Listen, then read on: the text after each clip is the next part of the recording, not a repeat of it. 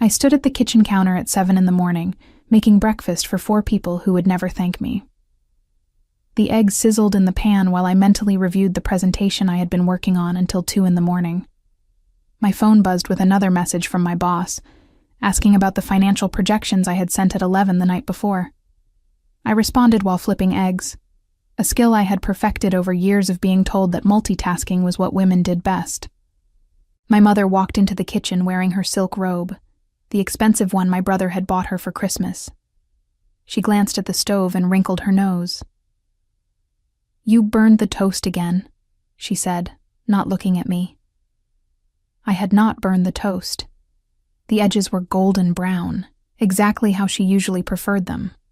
But I said nothing, just put 2 fresh slices in the toaster and started over. This was easier than the argument that would follow if I defended myself. My father came down next, already dressed in his golf clothes. He was retired now, spending his days at the country club while I worked 60-hour weeks at Westfield Pharmaceuticals in Chicago. He poured himself coffee from the pot I had made and sat at the table without acknowledging my presence. "Where's Gregory?" he asked my mother. "Still sleeping," she said, settling into her chair. "He worked so hard yesterday." Gregory, my younger brother by 3 years, had come home at 11 the night before after drinks with his friends.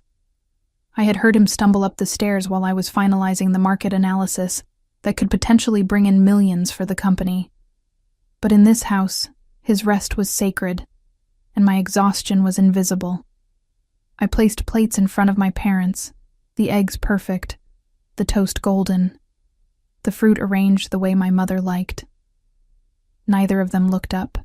"The kitchen floor needs mopping," my father said, scrolling through his phone. "It looks filthy."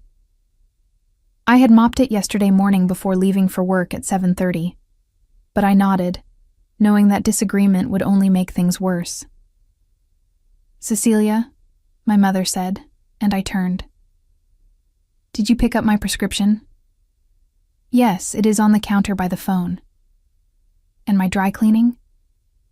"In your closet." She made a small sound of acknowledgement and went back to her breakfast. I had learned long ago not to expect praise for doing what they considered my obligation. I was 29 years old, had a master's degree in business administration, and was one of the top performers at a major pharmaceutical company. But in this house, I was still just the daughter who existed to make their lives easier. Gregory finally appeared at 7:45, wearing sweatpants and a wrinkled shirt. He dropped into his chair and immediately picked up his phone. "Make me something with bacon," he said without looking at me. "I need to leave for work in 10 minutes, I said carefully. "So make it quick." He still had not looked up. I turned back to the stove, cracked more eggs, and started cooking. My phone buzzed again. 3 messages now from my boss, and a meeting reminder that I had a presentation at 9. I would have to drive faster than usual to make it on time. When I placed the plate in front of Gregory, he took one look and pushed it away. "These eggs are runny. You know I hate runny eggs." They were not runny. They were exactly the way he had eaten them 100 times before. But I took the plate back, dumped the contents in the trash, and started again. My hands were shaking now, and I hated myself for it. "You know what you are good at?" my father said, still not looking up from his phone. "Cleaning. You should really consider doing it professionally. At least then you would be useful." The words hit me like a slap, but I kept my face neutral. I had learned that reacting only made things worse. My mother laughed softly, a sound that made my stomach turn. "She is good at following instructions," my mother added. "That is a valuable skill for someone like her." Someone like her. Someone like me. They meant someone without real worth, without real value beyond the services I could provide. I finished Gregory's eggs, placed them in front of him, and grabbed my bag. "I need to go," I said. "The dishes," my mother said. "I will do them tonight." "You will do them now." We raised you better than to leave a mess." I looked at the clock. 8 minutes until I absolutely had to leave. I turned on the water and started washing dishes, scrubbing faster than I should, splashing soapy water on my blouse. Behind me I could hear Gregory eating, my mother discussing her plans for the day, my father talking about his golf game. Not one of them asked about my presentation. Not one of them knew that I had been working on the biggest deal of my career, that I had barely slept in 3 days, that everything I had worked for in the past 6 months would be decided in the meeting I was about to attend. I finished the dishes with 2 minutes to spare, grabbed my bag again, and headed for the door. "Pick up dinner on your way home," my mother called after me. "Something nice. We have guests coming." I did not ask who. I just left, pulling the door closed behind me on another morning in a house where I had never been seen as anything more than a servant. The drive to Westfield Pharmaceuticals took 40 minutes in traffic, and I used every second of it to center myself. I had worked at the company for 5 years, climbing from an entry-level analyst position to senior strategist in the business development department. I was good at what I did, maybe better than good, but I had learned early that confidence had to be earned twice over when you were a woman, in a room full of men who assumed their presence alone qualified them for respect. The deal I was presenting today had the potential to change everything. 6 months ago, I had identified a small biotech firm called Helix Innovations that had developed a breakthrough treatment for a rare autoimmune disease. The science was solid, the market potential was enormous, and the acquisition price was reasonable. I had run the numbers, built the financial models, and prepared projections that showed this single acquisition could generate over $6 million in revenue within the first year. But convincing the board was another matter entirely. Pharmaceutical acquisitions were risky, and this particular board preferred safe investments over innovative ones. I had spent weeks preparing for every possible objection, every question they might throw at me. I parked in my usual spot and walked through the glass doors of the building, nodding to the security guard who had seen me arrive early and leave late more times than I could count. The office was already buzzing with activity, people rushing between meetings, phones ringing, the familiar hum of a company that never truly slept. My colleague Jeffrey was waiting by my desk, holding 2 cups of coffee. "Thought you might need this," he said, handing me one. Jeffrey was one of the few people at Westfield who had always treated me like an equal. We had started around the same time, and while his career had progressed smoothly, mine had required fighting for every promotion, every opportunity to prove myself. "You look stressed," he said. "I have been up since 5 making breakfast and doing housework before the biggest presentation of my career. Your family still treating you like staff?" "Every single day." He shook his head. "You need to move out." "I have been looking, but rent in Chicago is insane, and I have been putting every extra dollar toward paying off my student loans." "Well, after today, maybe you will get that promotion and raise you have been pushing for." I smiled, but the truth was I had learned not to expect anything. I had watched male colleagues get promoted for ideas I had given them, watched them receive credit for work I had done, watched them advance while I was told to be patient, to wait my turn, to understand that these things took time. The conference room was on the 12th floor, a massive space with floor-to-ceiling windows overlooking the city. The board members were already filing in when Jeffrey and I arrived. I recognized most of them. Walter, the chief financial officer who never smiled, Patricia, the head of research who had been skeptical of my work from the beginning, and several others whose approval I would need if this deal was going to happen. And then there was the person everyone was talking about. Director Harrison had flown in from the West Coast specifically for this meeting. He was a legend in the pharmaceutical industry, a man who had built 3 successful companies and was now worth over $200 million. Westfield had brought him on as a strategic advisor 6 months ago, and his presence at any meeting meant the stakes were higher than usual. I had never met him in person, only seen him in company newsletters, and heard the stories about his ruthless business acumen and his ability to spot potential in deals that others overlooked. He walked in exactly at 9, and the room shifted. Everyone straightened in their seats. Conversation stopped mid-sentence. Harrison was in his mid-50s, tall, with silver hair, and the kind of presence that demanded attention without effort. He took a seat at the head of the table and glanced around the room until his eyes landed on me. "You must be Cecilia," he said. "I have been reading your proposal. Let us hear what you have." I stood, connected my laptop to the projector, and began. The first few slides covered the basics: the current market landscape, the gap that Helix Innovations was positioned to fill, the competitive advantage their treatment offered. I spoke clearly, deliberately, making eye contact with each board member as I presented the data that I had spent months compiling. Patricia interrupted first. "The patient population for this treatment is relatively small. How can you justify the acquisition cost?" "The patient population is currently small because the disease is underdiagnosed," I said. "Our market research suggests that with proper awareness campaigns and expanded screening, the treatable population could increase by 40% within 3 years. The revenue projections account for this growth." Walter spoke next. "What about regulatory approval? The FDA process alone could delay revenue generation by years. Helix already has Phase 3 trial results that exceed expectations. I have been in contact with their regulatory team, and they are confident about approval within 18 months. Even if there are delays, the long-term revenue potential outweighs the short-term risk." The questions kept coming, each one designed to poke holes in my proposal. But I had prepared for this, had anticipated every objection, had backup data for every claim I made. I watched Harrison as I spoke, trying to read his expression, but his face remained neutral. After 40 minutes, I reached my final slide, a projection showing that this acquisition would generate over $6 million in first-year revenue and position Westfield as a leader in autoimmune treatment development. "That is my recommendation," I said.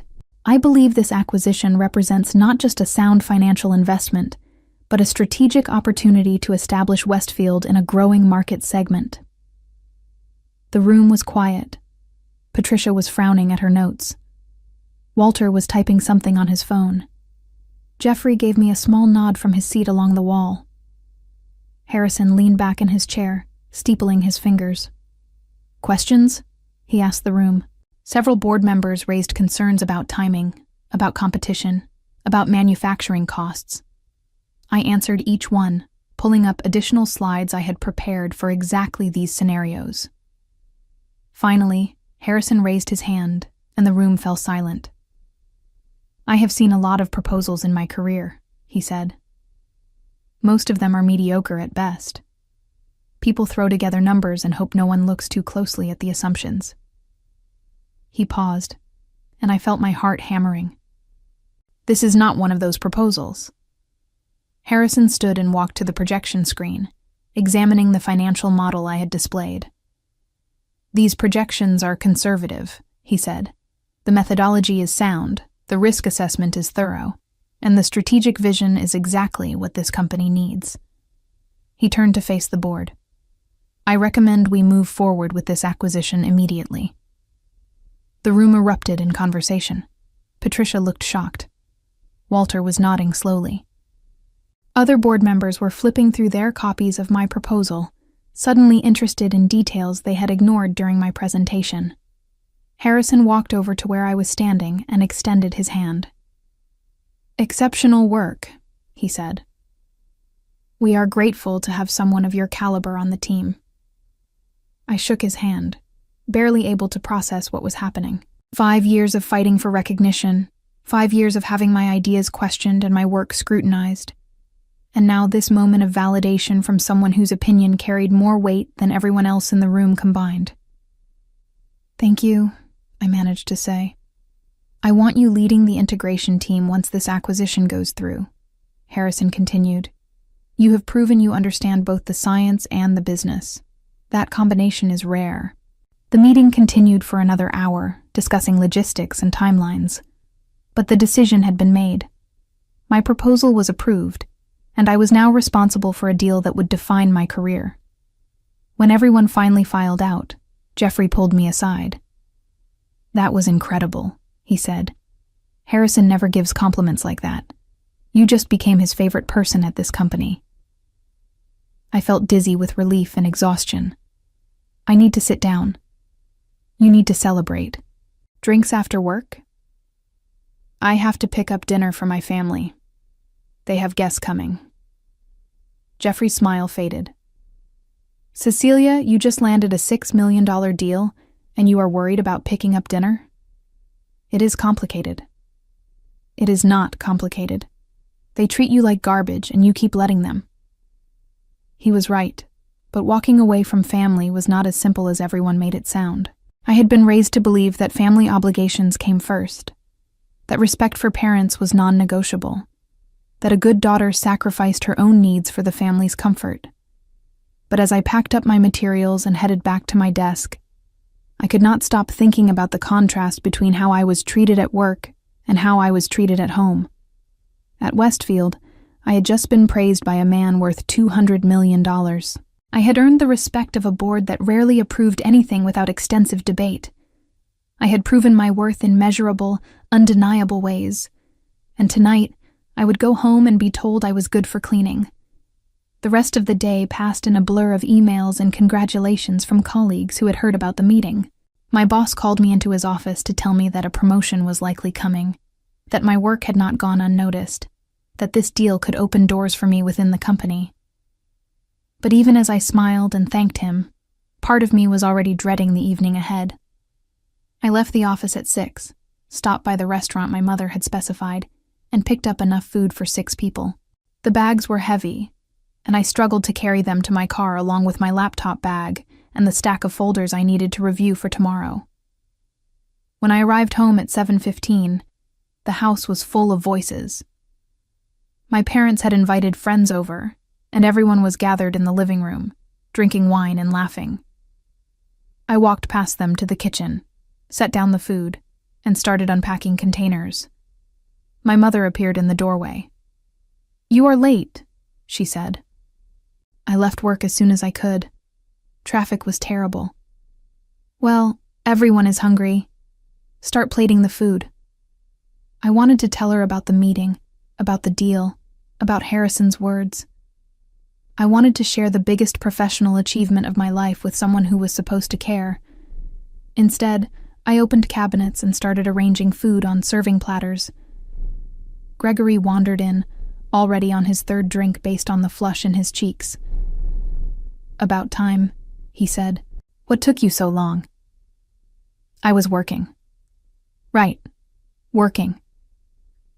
He said it like he did not quite believe me, like my job was some elaborate excuse to avoid my real responsibilities at home. I finished plating the food and carried the first tray out to the dining room. My parents' friends were seated around the table, and my father was holding court, telling some story about his golf game that had everyone laughing. "There she is," my father said when he saw me. "Finally, everyone, this is my daughter Cecilia. She is good for cleaning and running errands." The table laughed, and I felt my face burn. I set down the tray and went back for the next one, my hands trembling with humiliation and rage. 3 more trips to bring out all the food. 3 more times walking past that table while they ate and talked and ignored my presence except to ask for water or wine or extra napkins. I ate alone in the kitchen, standing at the counter, scrolling through emails on my phone. There was a message from Harrison's assistant, asking me to schedule a meeting for next week to discuss the integration strategy. There was a note from Jeffrey, telling me again that I deserved better than this. And there was a text from my mother. "Clean up the kitchen before you go to bed, and the bathrooms need scrubbing tomorrow." I looked around the kitchen, at the mess from cooking for people who would never thank me, at the life I had somehow accepted as normal. Jeffrey was right. This was not complicated. This was a choice I made every day to stay in a place where I was not valued, not respected, not seen as anything beyond a servant. And for the first time, I considered what might happen if I stopped choosing this. The following week brought a momentum I had never experienced before at Westfield. Harrison's endorsement had changed everything. Suddenly, people who had barely acknowledged me in the hallways were stopping to congratulate me. Senior executives I had never spoken to were emailing me directly, asking to set up meetings. My proposal was being circulated at the highest levels of the company, and my name was attached to it in ways that felt both thrilling and terrifying. On Wednesday morning, I arrived at the office to find an email from Human Resources. The subject line read, "Compensation Review and Title Change." My heart raced as I opened it. Effective immediately, I was being promoted to Director of Strategic Acquisitions, with a salary increase that was nearly 40% higher than what I had been making. I read the email 3 times, making sure I had not misunderstood. This was real. This was happening. Jeffrey appeared at my desk with coffee, a ritual that had become our morning routine. "You look happy," he said. "Good news?" I showed him the email. His eyes widened. "Director? Cecilia, that is incredible. How many people jump 2 levels in one promotion? I still cannot believe it is real." "Believe it. You earned this. When are you going to tell your family?" The question made my stomach tighten. I had not told them about the deal, about Harrison's praise, about any of it. Every night, I came home to the same routine. Cook dinner, clean up, listen to Gregory talk about his day while my parents hung on his every word, and then disappear to my room to prepare for the next day. "I do not know," I said. "They are not really interested in my work." "Then make them interested." "Cecilia, you are about to be one of the highest paid people in your age bracket at this entire company. You need to start acting like it." He was right, but the thought of demanding respect from people who had spent 29 years teaching me I did not deserve it felt impossible. That afternoon, I had my first meeting with Harrison to discuss the Helix acquisition timeline. His office was on the executive floor, a space I had only visited a handful of times. The walls were covered with framed photos from his various companies, awards from industry organizations, and a collection of abstract art that probably cost more than my annual salary. Harrison was on the phone when his assistant showed me in, but he gestured for me to sit. I took a seat across from his desk and waited, trying not to look as nervous as I felt. "Understood," Harrison said into the phone. "We will revisit that in the next quarter. Thank you." He hung up and focused his full attention on me. "Cecilia, congratulations on the promotion. Well deserved." "Thank you. I was not expecting it." "You should have been. That proposal was the best work I have seen from anyone at this company in the past year. You have a talent for seeing opportunities that others miss." We spent the next hour discussing the acquisition strategy. Harrison asked probing questions about every aspect of the deal. But unlike the board members who had questioned me to find flaws, his questions were designed to strengthen the approach. He was teaching me, I realized, sharing insights from his decades of experience in ways that made me see the acquisition from angles I had not considered. "The key to successful integration is communication," he said. "Everyone at Helix needs to understand that we are not destroying what they built. We are enhancing it. You will need to meet with their leadership team, build relationships, make them see you as a partner rather than a conqueror."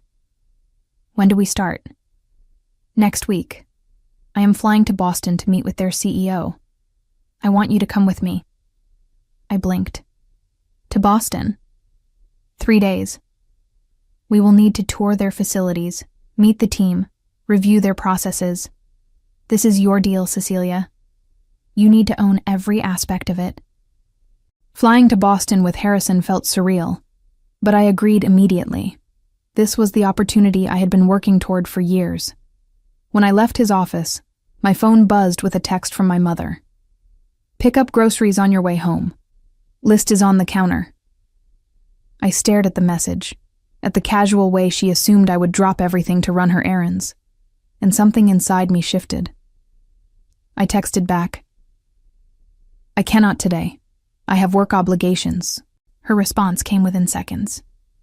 "Excuse me?" I took a breath and typed, "I have important meetings this week. I will pick up groceries on Saturday." She called immediately. I let it go to voicemail. When I got home that evening at 8, having stayed late to prepare for the Boston trip, the house was dark except for the living room. My parents and Gregory were watching television, and the kitchen was a disaster. Apparently, they had ordered pizza, and no one had bothered to clean up the boxes, plates, or the spilled soda on the counter. My mother looked up when I walked in. "Where have you been?" "Working. I told you I had obligations. We needed groceries. Your father wanted to make his special pasta sauce, and we had nothing. Then someone else could have gone to the store." The room went silent. Gregory paused the television. My father turned to stare at me. "What did you just say?" my mother asked. "I said someone else could have gone to the store. I was at work. I had meetings that could not be rescheduled. Your work is not more important than family responsibilities. Actually, my work just earned me a major promotion. I am now Director of Strategic Acquisitions, and next week I am flying to Boston with a director worth over $200 million to close a deal that I negotiated." I had not planned to tell them like this, had not planned to tell them at all, really. But the words came out in a rush, propelled by months of frustration and the realization that I was tired of being invisible in my own life. My father muted the television. "A promotion?" he said. "Yes, a significant one. My salary just increased by 40%. Gregory laughed. "Right, sure it did. I am serious. I can show you the email from Human Resources."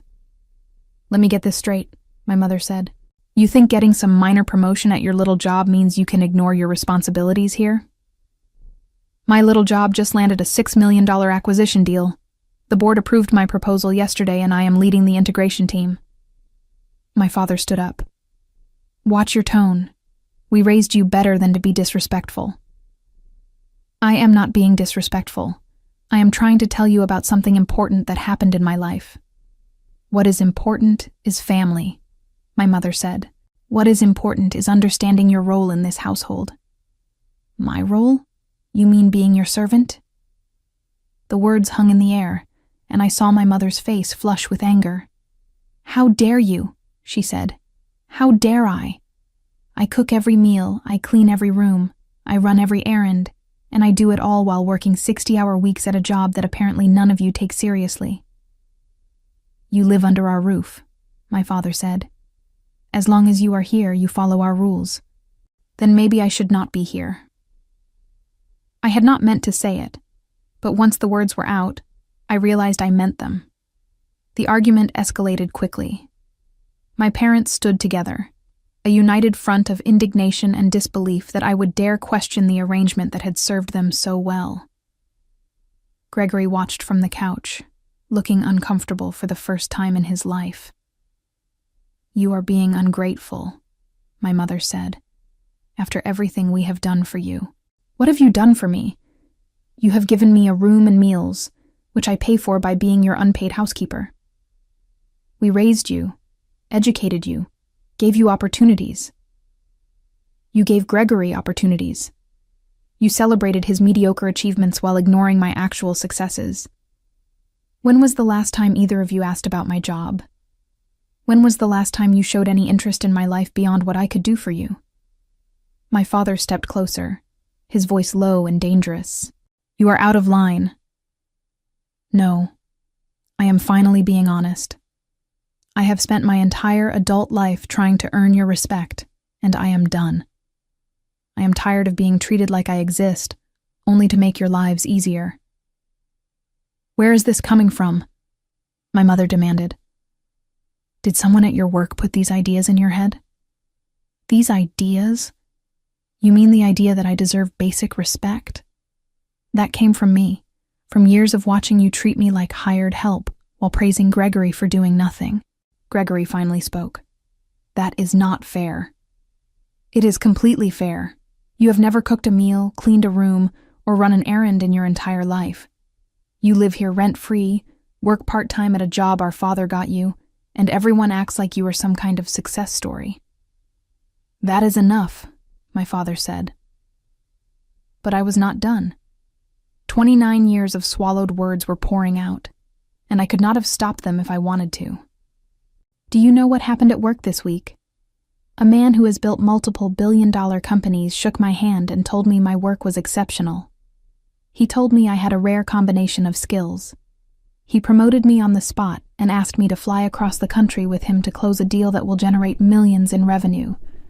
And I came home that night and plated dinner for your friends while Dad made jokes about me being good for cleaning. My mother's face had gone pale. You are being dramatic. I am being honest. There is a difference. If you are so unhappy here, then leave, my father said. We are not keeping you prisoner. You are right. You are not. And maybe it is time I took you up on that.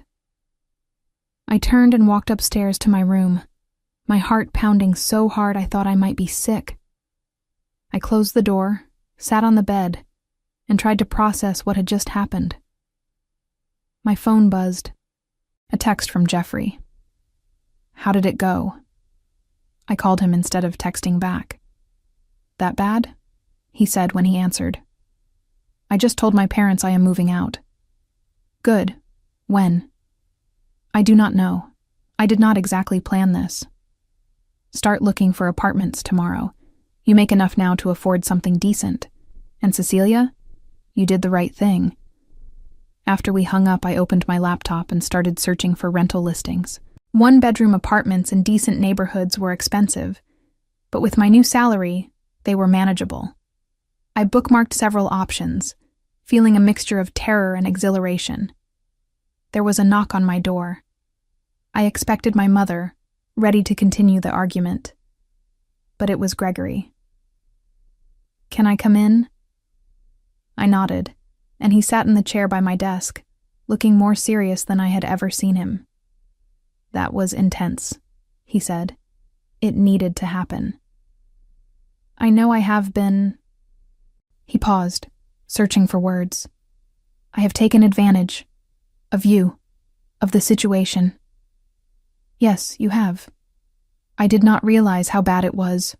Or maybe I did, and I just did not want to acknowledge it. I said nothing, waiting. For what it is worth, I am sorry. And congratulations on the promotion. That is actually really impressive. It was not much, but it was more than he had ever given me before. Thank you, I said. Are you really going to move out? Yes. I cannot keep living like this. He nodded slowly. I get it. And for what it is worth, I think you should. You deserve better than being everyone's maid. After he left, I spent the rest of the night looking at apartments and calculating budgets. By the time I went to sleep at midnight, I had scheduled 3 apartment viewings for the weekend. The next morning, I woke early, skipped making breakfast for everyone, and left for work before anyone else was awake. It felt both liberating and terrifying. At the office, I threw myself into preparing for the Boston trip. Harrison had sent over a detailed agenda. Meetings with Helix's executive team, tours of their research facilities, dinner with their chief scientist. I studied their company history, memorized the names and backgrounds of everyone we would be meeting, and prepared questions that would demonstrate I understood their work. Friday afternoon, Harrison's assistant called me. The director wanted me to confirm your travel arrangements. You are flying out Sunday evening, correct? Yes, that is correct. Perfect. He also wanted to let you know that there will be a dinner Monday night with some potential investors. Business casual attire. I made notes, feeling the weight of responsibility settling over me. This was not just about proving myself anymore. This was about representing the company, about making sure this acquisition succeeded, about living up to Harrison's faith in me. When I got home Friday evening, my mother was waiting in the kitchen.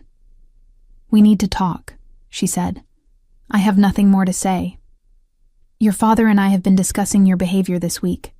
We are willing to overlook it if you apologize and commit to being more responsible about your household duties. I stared at her, amazed that she thought an apology from me was what this situation required. I am moving out, I said. I have apartment viewings tomorrow, and I will be out of here by the end of the month. You cannot be serious. I am completely serious. I am 29 years old, I make a substantial salary, and I am done living in a house where I am treated like staff. This is about that job, is it not? They have convinced you that you are more important than you actually are. No, this is about me finally realizing what I am worth. And it is worth more than cooking your meals and scrubbing your floors while you tell people I am good for cleaning. My mother's expression hardened. Fine, leave. But do not come crying back when you realize how difficult life is outside this house. I will not, I said. That weekend, I viewed 5 apartments and signed a lease on a 1-bedroom place in Lincoln Park. It was small but bright, with hardwood floors and a kitchen that was entirely mine. Move-in date was 3 weeks away, which gave me time to prepare. Sunday evening, I packed for Boston and left the house without saying goodbye to anyone. My parents were giving me the silent treatment, and Gregory was avoiding eye contact. Part of me felt guilty for disrupting the family peace, but a larger part of me felt free. The flight to Boston was smooth, and I spent most of it reviewing documents and preparing for the week ahead. Harrison was seated in first class while I was in economy, but I did not mind. This trip was about proving I could handle the responsibility he had given me, not about perks. When we landed, a car was waiting to take us to the hotel. Harrison made phone calls during the ride, speaking in the clipped, efficient manner of someone who had no time to waste. I looked out the window at the city passing by, trying to calm my nerves. The hotel was downtown, modern and expensive. I checked into my room, changed into professional attire, and met Harrison in the lobby 30 minutes later. "Ready?" he asked. "Absolutely." Our first meeting was with the CEO of Helix Innovations, a woman named Victoria, who had founded the company 15 years ago in her garage. She was brilliant, driven, and deeply protective of the company she had built. I had studied her background extensively, knew about her previous career as a research scientist, knew about the personal connection she had to the disease her company was trying to treat. Victoria's office was in a converted warehouse in Cambridge, all exposed brick and industrial lighting. She greeted us warmly, but I could see the wariness in her eyes. She was evaluating us, deciding whether we were worthy of the company she had created. Harrison let me lead the conversation. I explained our vision for the acquisition, how we planned to maintain Helix's innovative culture while providing the resources they needed to accelerate their development timeline. I spoke about the patient population, about the impact their treatment could have, about our commitment to bringing their work to market without compromising their standards.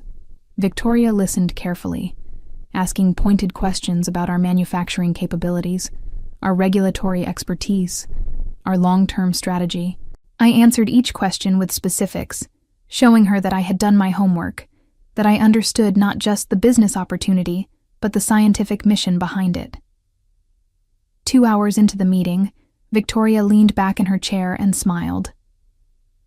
"I have met with 5 potential acquirers in the past 6 months," she said. "You are the first one who talked about patients before profit margins." "The profit margins only work if we get the science right," I said. "Exactly." She looked at Harrison. "You have a good one here. Make sure you do not waste her." "I have no intention of wasting her," Harrison said. "Cecilia is leading this integration because she understands what you have built. She respects it." The meeting ended with Victoria agreeing to move forward with due diligence. As we left her office, Harrison turned to me. "That was masterful. She was ready to say no to this deal before we walked in. You changed her mind." I just told her the truth. Most people cannot tell the truth that effectively. That evening, we had dinner with Helix's chief scientist, a man named Thomas, who was responsible for the breakthrough treatment that had caught my attention months ago. He was quieter than Victoria, more cautious but equally passionate about the work. Over dinner, Thomas described the challenges they had faced in development, the setbacks and breakthroughs, the moment when they realized they had created something that could genuinely change lives. I asked questions about the science, about the clinical trials, about his vision for future applications. "You actually understand this," Thomas said at one point. "Most business people just nod and pretend to follow." "I did my graduate research in biochemistry before switching to business," I said. "I could not do what you do, but I understand enough to appreciate it." Thomas and Harrison exchanged a look that I could not quite interpret. After dinner, back at the hotel, I was exhausted but satisfied. The meetings had gone better than I could have hoped. Victoria and Thomas both seemed genuinely interested in working with us, which was crucial for a successful acquisition. I called Jeffrey to update him. "You are killing it," he said. "How does it feel?" "Terrifying and amazing in equal measure." "That is how you know you are doing something worthwhile. Any word from your family?" "Radio silence, which is honestly a relief." "You are better off. Seriously, Cecilia, you are about to be running a major acquisition.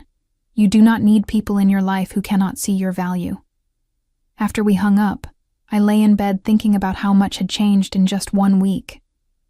A promotion, a confrontation with my family, an apartment lease, and now this trip to Boston that could define my career for years to come.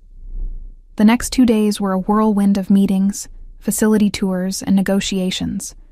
I met with Helix's entire leadership team, reviewed their financial records, toured their research labs, and spent hours discussing integration strategies.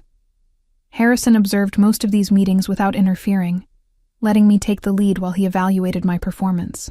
On our last evening in Boston, Harrison invited me to dinner at an upscale restaurant overlooking the harbor.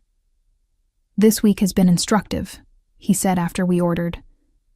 "I wanted to see how you handled pressure, how you built relationships, how you represented the company in high-stakes situations. And you exceeded my expectations, which is not easy to do. I have been in this industry for 30 years, Cecilia. I have seen countless talented people flame out because they lacked either the technical skills or the interpersonal skills to succeed at the highest levels. You have both. Thank you. That means a lot. I am telling you this because I want you to understand something. You have a future at Westfield that extends far beyond this acquisition.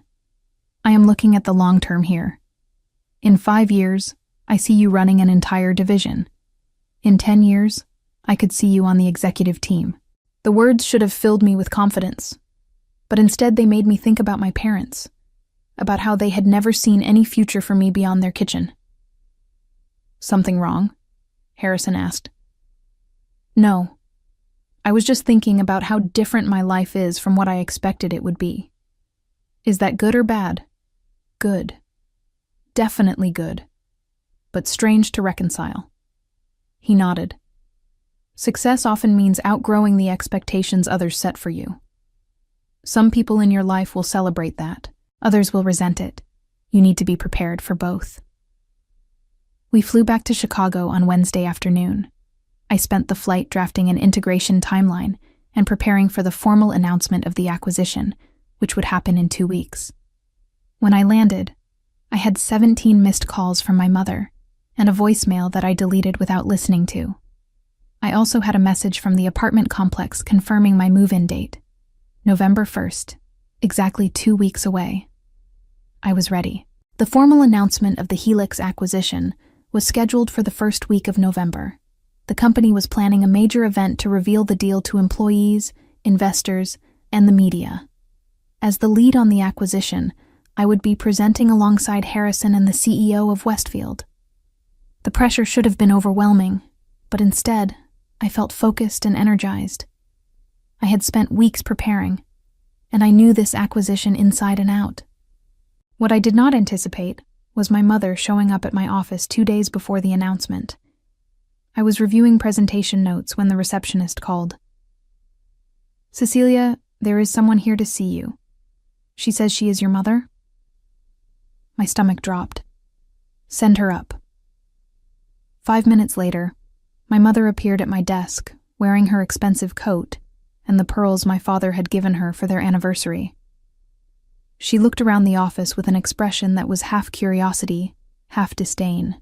"So this is where you work," she said. "What are you doing here?" "We need to talk. In private." I led her to a small conference room, my mind racing. This could not be good. Once the door was closed, my mother sat down and folded her hands on the table. "Your father and I have decided to give you another chance," she said. "Another chance at what?" "To come home. To apologize for your behavior and return to the family." I stared at her. "You came all the way to my office to tell me that?" "We have been very patient with this tantrum of yours.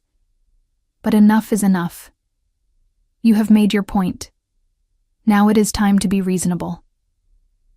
This is not a tantrum. I am moving into my own apartment in 3 days. That is ridiculous. You cannot afford to live alone in Chicago." "I can, actually. My salary is quite substantial now." She waved a hand dismissively. "Whatever they are paying you cannot be that impressive. It is over $150,000 annually." My mother's expression flickered. "That cannot be right." "It is. Along with bonuses that could add another $30,000.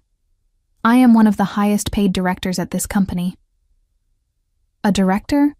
You said you got promoted, but I thought you meant to some minor management position." "No, I am director of strategic acquisitions.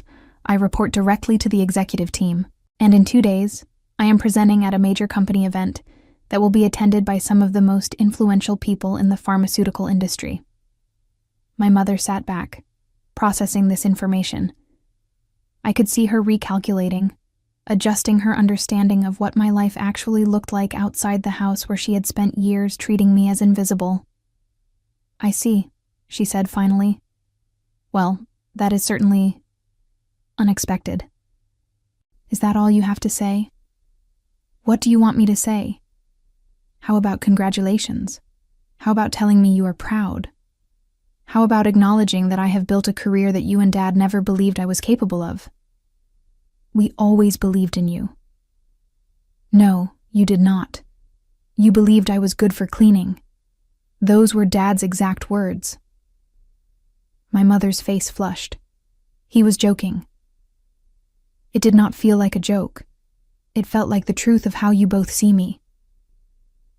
"You are being oversensitive. I am being honest, and I am done pretending that your treatment of me is acceptable." There was a knock on the conference room door. Jeffrey poked his head in. "Sorry to interrupt, but Harrison is looking for you. The presentation run-through starts in 10 minutes. "I will be right there," I said. My mother stood. "Who is Harrison?" "The director I have been working with, the one worth over $200 million. I would like to meet him." "No." "Excuse me?" I said no. You do not get to show up here and suddenly act interested in my work. You do not get to meet my colleagues or pretend to be a supportive mother. You have never cared about any of this, and I am not going to let you use my success to make yourself feel important. How dare you speak to me like that? How dare you treat me like a servant for 29 years and then act offended when I finally stand up for myself? I walked out of the conference room, leaving my mother standing there with her mouth open. My hands were shaking, but my head was clear. Jeffrey was waiting in the hallway. "Everything okay?" he asked. "It will be." The presentation run-through went smoothly. Harrison had notes, as always, but they were minor adjustments to timing and emphasis.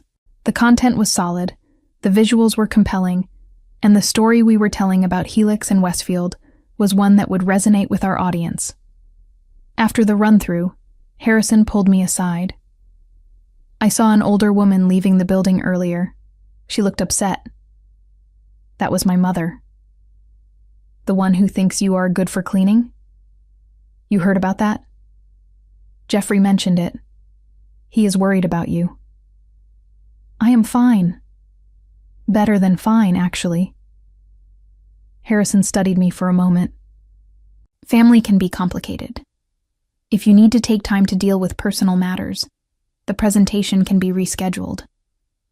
"No, I have spent too long letting my family dictate my priorities. This presentation is happening exactly as planned." He smiled. "Good. I was hoping you would say that." That evening, I went to my new apartment to start moving in.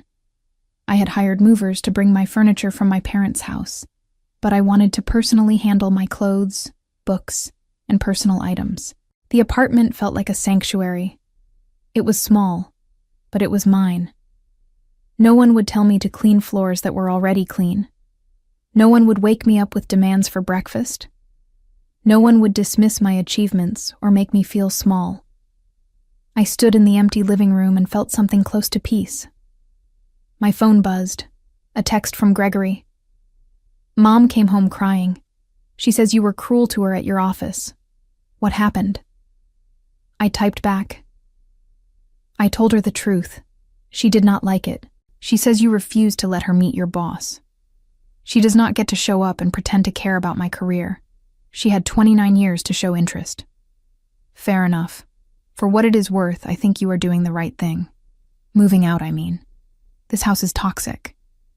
His message surprised me, but I appreciated it. The day of the announcement arrived. I woke up in my new apartment for the first time, made coffee in my own kitchen, and got dressed in a suit that I had bought specifically for this occasion. Navy blue, perfectly tailored, expensive enough to signal that I belonged on that stage. The event was being held at a hotel downtown, in a ballroom that could hold 300 people. I arrived early to do a final technical check and found the room already buzzing with activity. Audiovisual technicians were testing equipment, catering staff were setting up, and Westfield's communications team was arranging press materials. Harrison arrived 20 minutes later, looking calm and confident as always. "Big day," he said. "Very big." "Nervous?" "A little, but mostly excited." "Good. Channel that energy into the presentation. Let people see your passion for this work." As the ballroom filled with attendees, I recognized faces from the board, senior executives from Westfield, journalists from major industry publications, and potential investors who Harrison had personally invited. This was not just an announcement. It was a showcase, a demonstration of Westfield's strategic vision and growth potential. And I was at the center of it. At 10 a.m., the event began. The CEO of Westfield spoke first, giving an overview of the company's performance and future direction. Then, Harrison took the stage, explaining why the Helix acquisition represented a pivotal moment for Westfield's position in the pharmaceutical industry. And then it was my turn. I walked to the podium, connected my laptop, and looked out at the audience. 300 faces looking back at me, waiting to hear what I had to say. I began by telling Victoria's story, about a scientist who had turned personal tragedy into a mission to help others. I explained the science behind Helix's treatment, making it accessible without oversimplifying. I walked through the market opportunity, the revenue projections, the strategic advantages this acquisition would create. I spoke for 20 minutes, and when I finished, the room erupted in applause. Harrison returned to the stage and shook my hand. "Ladies and gentlemen, this is the future of Westfield Pharmaceuticals," he said. "This is the kind of strategic thinking and execution that will drive this company forward for the next decade. Cecilia has not only identified an exceptional opportunity, but she has built the relationships and developed the integration plan that will make this acquisition a success. We are grateful to have someone of her caliber on our team."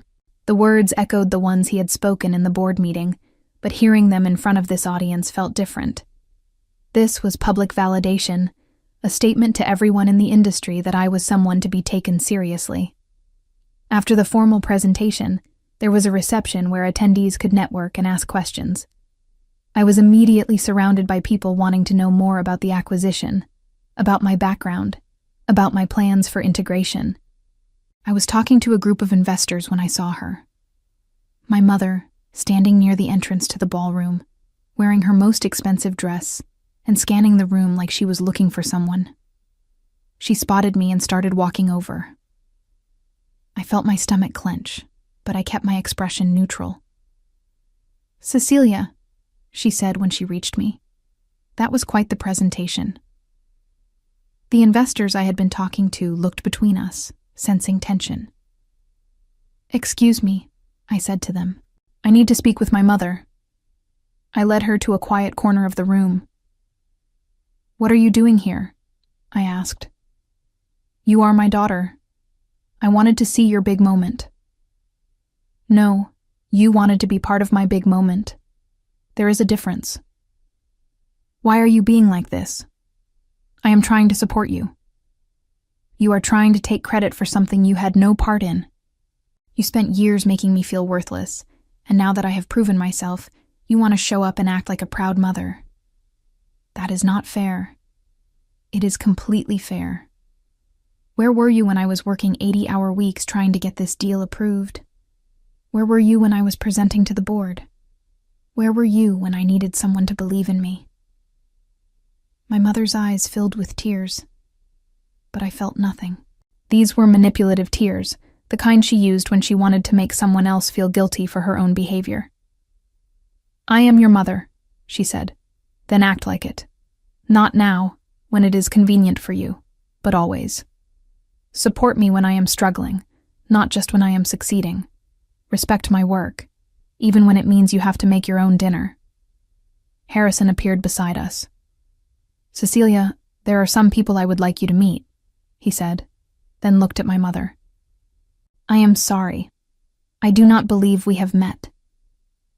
My mother immediately shifted into her charm mode, extending her hand. "I am Cecilia's mother. You must be Director Harrison. My daughter has told me so much about you." Harrison shook her hand, but his smile did not reach his eyes. I realized he knew exactly who she was and what she represented. "Has she?" he said. "That is interesting, because Cecilia has told me quite a bit about you as well." My mother's smile faltered. "She has told me," Harrison continued, "about how she balances an incredibly demanding career with family obligations that most people would find unreasonable.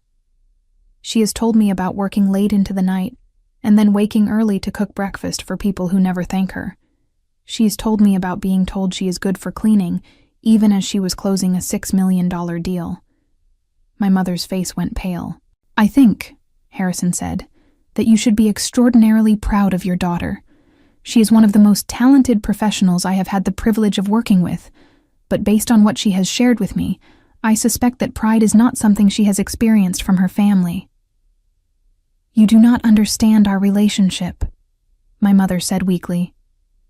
"I understand that Cecilia is exceptional and that she has succeeded despite, not because of, her family's support.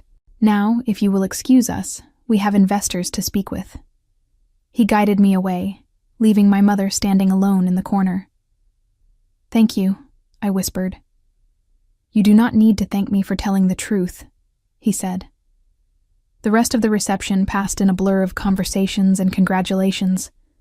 Several senior executives from other pharmaceutical companies approached me about potential opportunities. Journalists asked for interviews. Investors wanted to discuss the financial projections in more detail.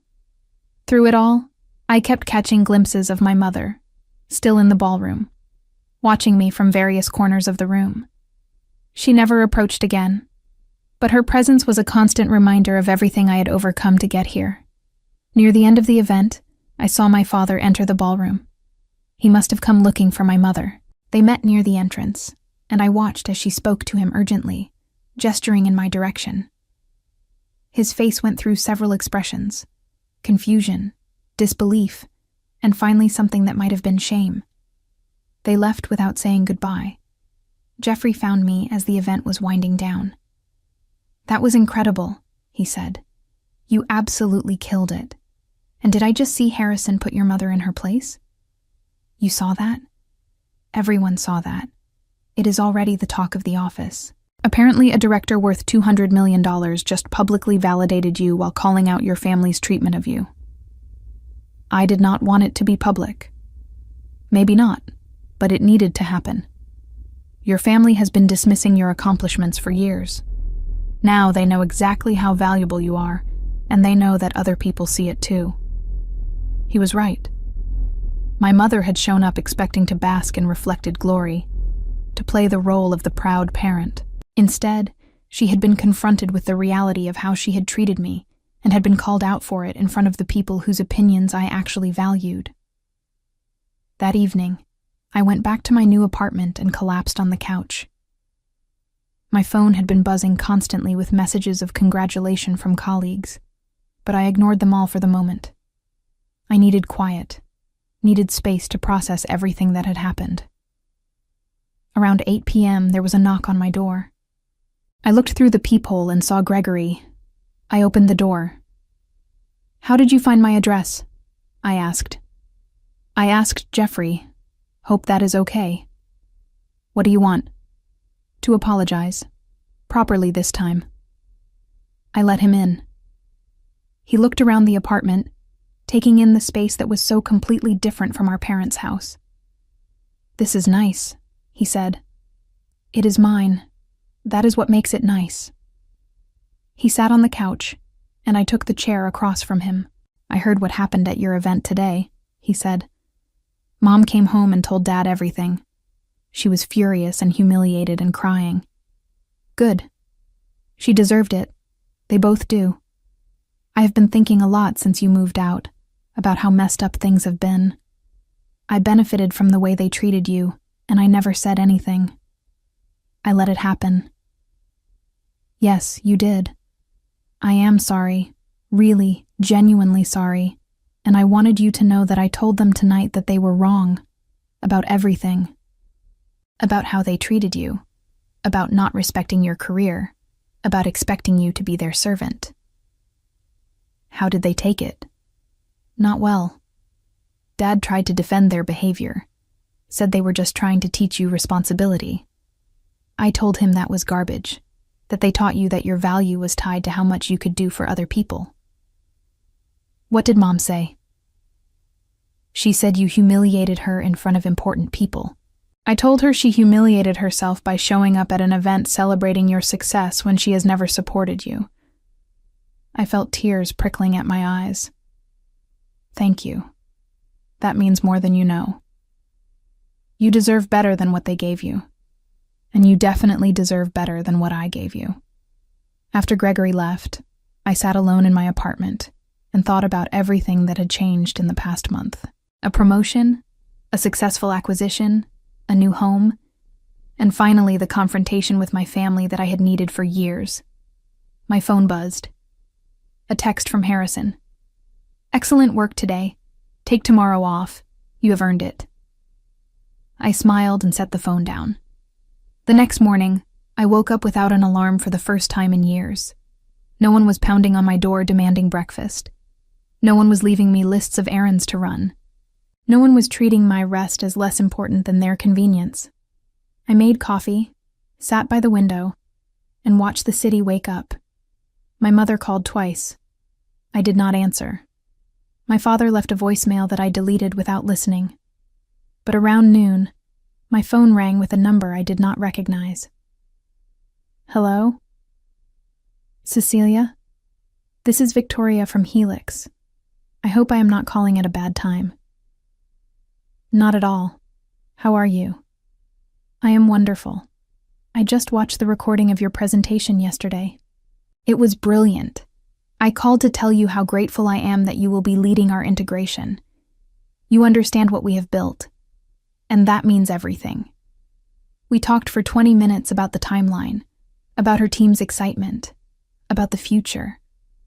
When we hung up, I felt a profound sense of satisfaction. This was what I had been working toward. This was what success looked like. 2 weeks later, the Helix acquisition was officially completed. The integration process began, and I spent my days building relationships with their team, solving problems, and making sure the transition was smooth. It was exhausting and exhilarating work, and I loved every minute of it.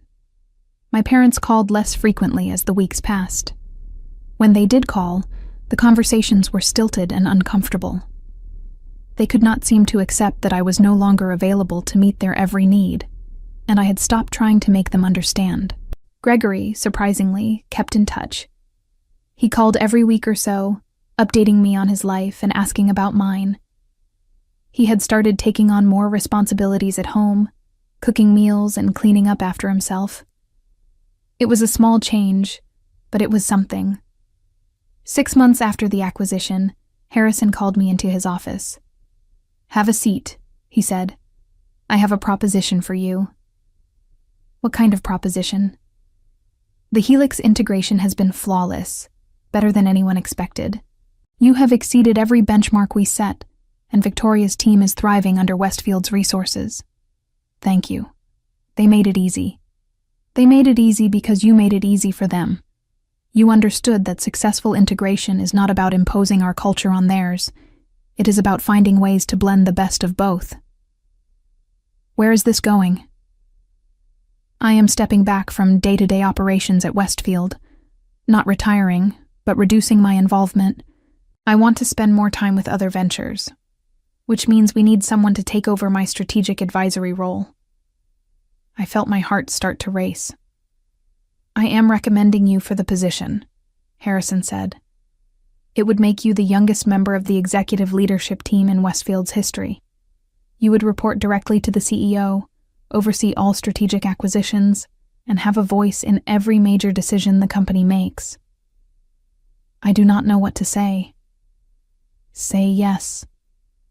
I laughed. "Yes, obviously yes." "Good. The board will vote on it next week, but given your track record, I do not anticipate any objections." As I left his office, I thought about how different my life was from a year ago. I thought about standing in my parents' kitchen, making breakfast for people who would never appreciate it, being told I was good for cleaning. I thought about the moment Harrison had shaken my hand and told me we were grateful to have someone of my caliber. And I thought about my mother's face when she heard those words, when she finally understood that I had built something she could not diminish or dismiss. That evening I called Gregory. "How are Mom and Dad doing?" I asked. "Struggling, honestly. They hired someone to help with cooking and cleaning. She quit after 2 weeks because Mom was so demanding. They have gone through 3 people in 6 months. Good. Cold. Accurate. They spent years taking advantage of me. Now they are learning what my labor was actually worth." "Fair enough. How are you?"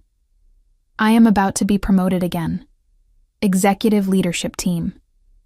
"Holy shit, Cecilia. That is amazing." "It is. And the best part is that I did it completely on my own. No help from them, no support, nothing. Just my work and my talent." "You deserve every bit of it." After we hung up, I stood at my apartment window and looked out at the city lights. I thought about the journey that had brought me here, about the pain and struggle and eventual triumph. My parents had spent years trying to make me small, trying to convince me that my value was measured in how much I could do for them. They had failed spectacularly, and watching them face the consequences of their cruelty was more satisfying than I could have imagined. In the months that followed, my father developed health issues that required more care than my mother could provide alone. They hired nurses, spent money they had been hoarding for retirement, and struggled with the reality that their daughter, the one they had treated as a servant, was thriving while they suffered the natural consequences of their behavior. My mother tried to reach out several times, but her messages were filled with complaints rather than apologies. She never acknowledged how she had treated me, never took responsibility for the years of dismissal and disrespect. Eventually, her calls stopped altogether. Gregory told me they spoke about me sometimes, usually with regret, occasionally with bitterness, but never with understanding. They had lost their unpaid housekeeper and gained nothing in return, learning far too late that relationships require respect, and that children are not servants to be commanded. The 3 housekeepers who had worked for them after I left had all quit, citing impossible demands and constant criticism. My parents were reaping exactly what they had sown. I stood on the balcony of my apartment, looking out at the city that had given me everything my family never did. The executive title, the corner office, the respect of colleagues who valued my mind rather than my ability to scrub floors. I thought about that morning in their kitchen when my father had said I was good for cleaning, and I smiled. He had been wrong about what I was good at, but he had been right about one thing. I was good at removing dirt from my life, and that was exactly what I had done.